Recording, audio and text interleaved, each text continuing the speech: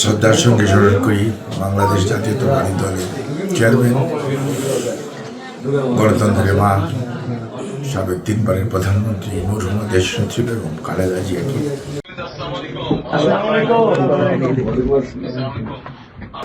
এই অধিকার প্রয়োগ করতে যে ওনারা যে দায়িত্ব ধানের শীষের প্রতি জনাব তারেক রহমান, বিএনপি তথা আমার উপর যে এলাকার যে দায়িত্ব ওনারা সেবা করার দিয়েছেন, সেজন্য আমি আমার পরিবারের পক্ষ থেকে, আমার দলের পক্ষ থেকে এবং সর্বোপরি আমি মহান রাব্বুল আলামিনের শুকরিয়া আদায় করি, ওনাদেরকে ধন্যবাদ, কৃতজ্ঞতা জানাই। আর আজকে শ্রদ্ধার সঙ্গে স্মরণ করি বাংলাদেশ জাতীয়তাবাদী দলের প্রতিষ্ঠাতা শহীদ জিয়াউর রহমান বীরুত্তমকে। আর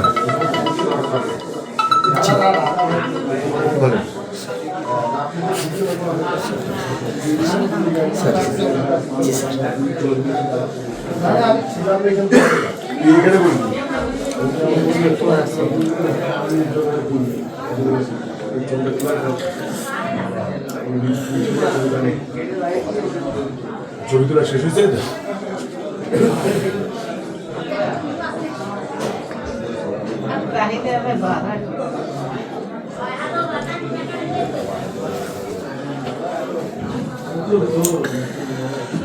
শ্রদ্ধার সঙ্গে স্মরণ করি বাংলাদেশ জাতীয়তাবাদী দলের চেয়ারম্যান,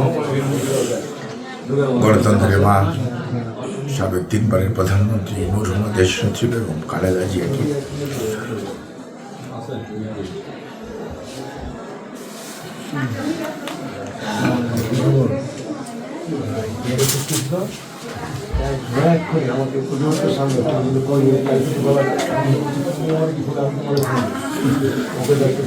আল্লাহ রাব্বুল আলামিন ওনাকে বেহেশত নসিব করি।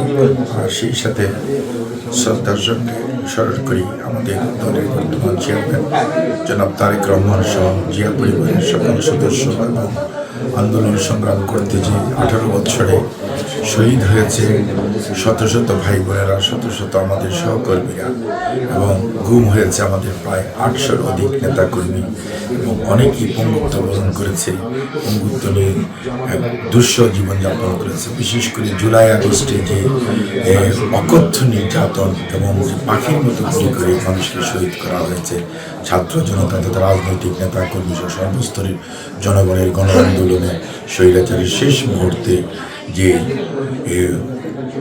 দৃশ্য বাংলাদেশের মানুষ না হয়, স্বৈরাচারী হওয়ার কোনো দুঃসাহস যাতে কোনো ভবিষ্যতে কোনো ধরনের কোনো দেশের সেবা করতে এসে কর্তৃত্ববাদী সরকার যেন কেউ না হয়ে ওঠে, সেই সমস্ত শহীদদেরকে শ্রদ্ধা জানাই এবং তাদের ত্যাগের যদি আজকে তাদের যে ত্যাগ, তাদের যে দায়িত্ববোধ এবং তাদের যে দেশপ্রেম, সেটা মূল্যায়িত হবে যদি আমরা আজকে যারা দায়িত্বপ্রাপ্ত হয়েছি জনগণ কর্তৃক গণতন্ত্রকে পুনঃপ্রতিষ্ঠিত করার জন্য, প্রতিষ্ঠানকে পুনর্গঠন করার জন্য, দেশের সত্যিকার অর্থে কর্তৃত্ববাদিতা থেকে দেশকে সত্যিকার অর্থে তার যে নিজস্ব সাংবিধানিক যে কাঠামো এটার মধ্যে পরিচালনা করার যে দায়িত্ব দিয়েছে, সেটি আমরা সবাই ঐক্যবদ্ধভাবে ইনশাআল্লাহ যদি পালন করতে পারি, তাহলে গুম, খুন, শহীদ এবং বন্ধুত্ববরণকারী সেই সমস্ত মানুষগুলোর আত্মা শান্তি পাবে।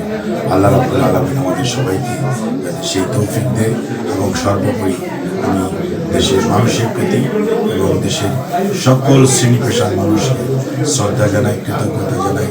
এই সবাই মিলে এই নির্বাচনটাকে উৎসবমুখর পরিবেশে, বিশেষ করে দিনাজপুর 6 বাস্তবায়িত করেছে এবং বাংলাদেশ জাতীয়তাবাদী দলের চেয়ারম্যান জনাব তারেক রহমানের নেতৃত্বে ইনশাআল্লাহ বাংলাদেশ জাতীয়তাবাদী দল একত্রিত হওয়ার আলোকে একটি আগামীর বাংলাদেশ যেখানে সুশাসন থাকবে, কোনো ধরনের বৈষম্য থাকবে না এবং উন্নয়ন অগ্রগতি হবে বৈষম্যহীনভাবে, এবং বেকার যুবক অথবা আজকের যে জেনারেশন জেড, তারা আগামীতে একটি সুন্দর ভবিষ্যতের স্বপ্ন দেখবে, বাংলাদেশ এগিয়ে যাবে তার নিজস্ব পথে, অর্থাৎ উন্নয়ন, অগ্রগতি এবং শুধুই মাত্র সামনের দিকে এগিয়ে চলার যে পথ, অর্থাৎ ভবিষ্যৎমুখী বাংলাদেশ তারেক রহমানের নেতৃত্বে ইনশাআল্লাহ একটি দিক পাবে, যেটির মাধ্যমে পৃথিবীর মানচিত্রে একটি সম্মানিত জাতি হিসাবে, দেশ হিসাবে এবং সুশাসনের দেশ হিসাবে বাংলাদেশ পুনঃপ্রতিষ্ঠিত হবে।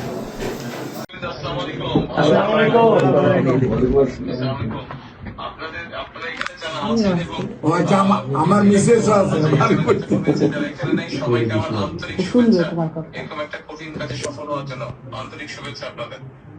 ভাই, আমার মিসেসও আছে, সে খুব কষ্ট করছে, সে আমার নাম কোন এই জন্য। আসসালামু আলাইকুম ভাই, কেমন আছেন? সে মেয়েদের মধ্যে কাজ করাতে বরঞ্চ মেয়েদের মধ্যে একটা ভালো ভোট পাওয়া গেছে। না ভাই, আপনাদের কষ্ট, অনেক কষ্ট আর করছেন। আপনার ওই দিন আসাতে আমাদের বেশ লাভ হয়েছে, ওইটাই মেইন কাজ হয়েছে। আমরা এবারে মন্ত্রিত্ব চাই। হ্যাঁ আল্লাহ ভাই আছে ভাই। জি, ঠিক আছে, ভালো থাকে, আল্লাহ হেফাজত করে আমাদের।